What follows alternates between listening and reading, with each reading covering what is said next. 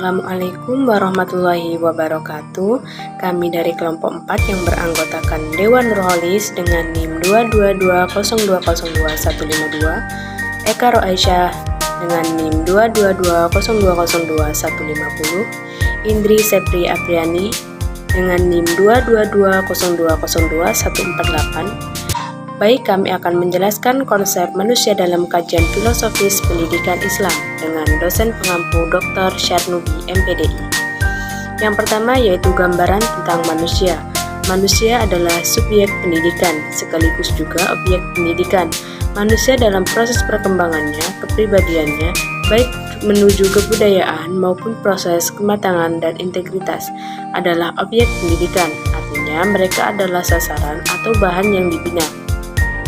Dalam Al-Quran banyak ditemukan gambaran yang membicarakan tentang manusia dan makna filosofis dari penciptanya. Manusia merupakan makhluk yang paling sempurna dan sebaik-baik ciptaannya yang dilengkapi dengan akal pikiran. Selanjutnya yaitu 4 konsep yang digunakan Al-Quran untuk menunjuk pada makna manusia. Yang pertama yaitu konsep al-bashar.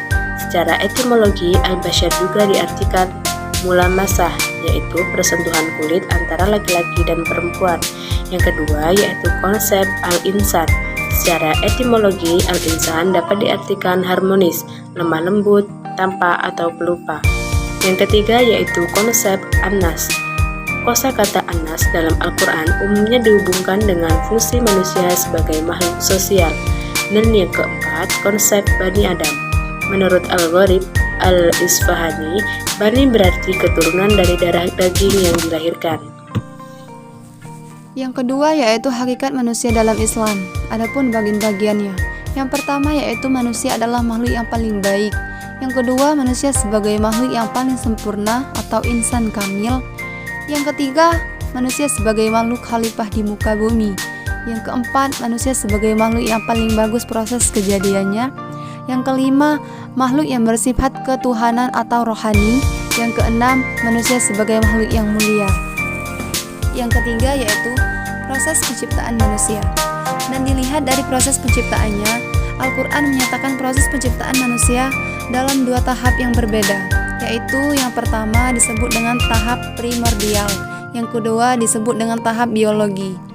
Manusia yang pertama diciptakan yaitu Adam alaihissalam, diciptakan dari atin atau tanah, atau rob yaitu tanah debu, minshal tanah liat, min hamain mansnun tanah lumpur hitam yang busuk, yang dibentuk Allah dengan seindah-indahnya. Kemudian Allah meniupkan roh darinya ke dalam dirinya, yaitu manusia. Selanjutnya, kedudukan manusia. Manusia memiliki 2 kedudukan. Yang pertama, manusia sebagai hamba Allah, dan yang kedua, manusia sebagai khalifah Allah fil ard. Baik, yang pertama, manusia sebagai hamba Allah. Ketundukan dan ketaatan kepada kodrat alamiah senantiasa berlaku baginya. Ia terikat oleh hukum-hukum Tuhan yang menjadi kodrat pada setiap ciptaannya. Manusia menjadi bagian dari setiap ciptaannya dan ia bergantung pada sesamanya. Sebagai hamba Allah, manusia tidak bisa terlepas dari kekuasaannya, sebab manusia mempunyai fitrah potensi untuk beragama. Dan yang kedua, manusia sebagai khalifah fil ard. Dan sebagai seorang khalifah, manusia berfungsi menggantikan orang lain dan menempati tempat serta kedudukannya. Ia menggantikan kedudukan orang lain dalam aspek kepemimpinan atau kekuasaan. Manusia dan proses pendidikan.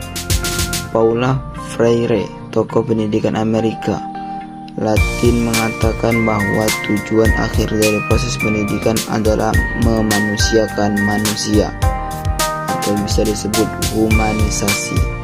Tidak jauh berbeda dengan pandangan di atas. M. Arifin berpendapat bahwa proses pendidikan pada akhirnya berlangsung pada titik kemampuan berkembangnya 3 hal, yaitu mencerdaskan otak yang ada dalam kepala, kedua, mendidik akhlak yang moralitas yang berkembang dalam hati, dan yang ketiga adalah mendidik kecakapan, keterampilan yang pada prinsipnya terletak pada kemampuan tangan. Dan selanjutnya, manusia menurut filsafat pendidikan Islam. Pemikiran filsafat mencangkup ruang lingkup yang berskala makro, yaitu kosmologi, ontologi, filosofi of mind, epistemologi, dan aksiologi.